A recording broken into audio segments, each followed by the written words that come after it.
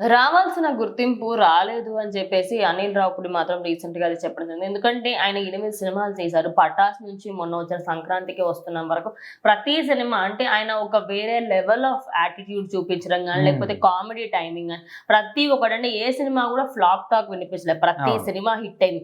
అంటే ఇప్పుడు అక్కడ ప్రాబ్లమ్ ఏంటి తెలుసా? ఇప్పుడు మా మా ఆడియన్స్ అందరికి నచ్చినప్పటికి కూడా ఆయన సినిమా హిట్ అయిందనుకోండి, హ్మ్. హీరో క్రెడిట్ ఎళ్తది. అవును. సినిమా యావరేజ్‌గా నడిచిందనుకోండి, లైక్ కొంతమంది నచ్చలేదనుకోండి. హ్మ్. ఎగ్జాంపుల్ 'ఎఫ్3'. 'ఎఫ్3' అంటే ఆ సినిమా హిట్ అయినప్పటికీ గూడా అనిల్ రావిపూడి క్రింజ్ కామెడీ అన్నారు. మొన్న హ్మ్. గూడా 'సంక్రాంతికి వస్తున్నాం' అంత మంచి హిట్ అయినప్పటికీ అనిల్ రావిపూడి సక్సెస్ కాదు ఇది, 'వెంకటేష్ మామ' హ్మ్. సక్సెస్. అంటే ఎక్కడ చూసుకున్నా ఆయన క్రెడిట్ అయితే ఇవ్వట్లేదు. సో, ప్రెజెంట్ ఇప్పుడు దాని గురించే బాధపడుతున్నాడు. ఇప్పటి వరకు ఏ ఈవెంట్‌లో గాని, ఏ షోలో గాని చాలా సరదాగా మాట్లాడుతున్న అనిల్ రావిపూడిని చూసాం. కాకపోతే ఫస్ట్ టైమ్ ఒక ఎమోషనల్‌గా ఫీల్ అవుతూ బాధపడుతున్న డైరెక్టర్‌ని అనిల్ రావిపూడిని చూస్తున్నామని చాలా మంది కూడా ఫీల్ అవుతున్నారు.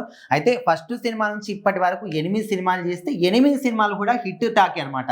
రాజమౌళి తర్వాత ఒక ఫ్లాప్ ట్రాక్ లేని డైరెక్టర్ ఎవరంటే ఖచ్చితంగా అనిల్ రావిపూడి. సో, మొన్నొచ్చిన 'సంక్రాంతికి వస్తున్నాం' సినిమా అయితే నిజంగా ఆయన జీవితంలోనే ఆయన ఈ సినిమా రంగం కెరీర్‌లోనే బిగ్గెస్ట్ హిట్ అనుకోవచ్చు. అతి తక్కువ సమయంలోనే మంచి గుర్తింపు, మంచి విజయం దాదాపుగా 250 కోట్లకు పైగానే గ్రాస్ అనేది వసూలు చేసింది.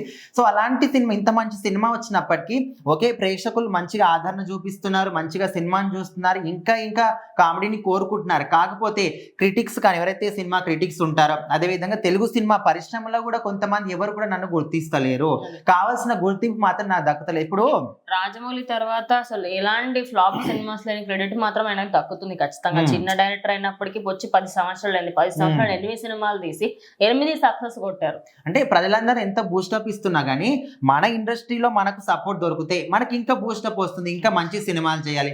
లేకపోతే పలానా వేరే డైరెక్టర్ నిన్ను ఇట్లా ఈ విధంగా పొగిడాడని చెప్పేసి, లేకపోతే మిగతా వాళ్ళు హీరోలందరూ కూడా పొగిడారని ఈ విధంగా కొంచెం సపోర్ట్ ఉంటే, ఇంకా మంచి సినిమాలు చేస్తాననే విధంగా ఆయనైతే కోరుకుంటున్నాడు. కాకపోతే అయినా కూడా నేనేం బాధపడట్లేదు. ఎందుకంటే జనాలు ఆదరిస్తున్నారు. ముఖ్యంగా సినిమా రంగం ఆదరించకపోయినప్పటికీ జనాలు ఆదరిస్తున్నారు కాబట్టి, నేను చేసే సినిమాలు వాళ్ళకి నచ్చుతున్నాయి. అది చాలు నాకనే విధంగా కూడా మళ్ళీ ఆయనకైనా సర్ది చెప్పుకున్నాడు. సో, మొత్తానికి ఇప్పటి వరకు కూడా సరదాగా, ఫన్నీగా ఉండే ఒక డైరెక్టర్‌ని అనిల్ రావిపూడిని ఫస్ట్ టైమ్ ఎమోషనల్‌గా చూస్తున్నామని తన ఫ్యాన్స్ అందరూ కూడా చాలా మటుకు ఫీల్ అవుతున్నారు.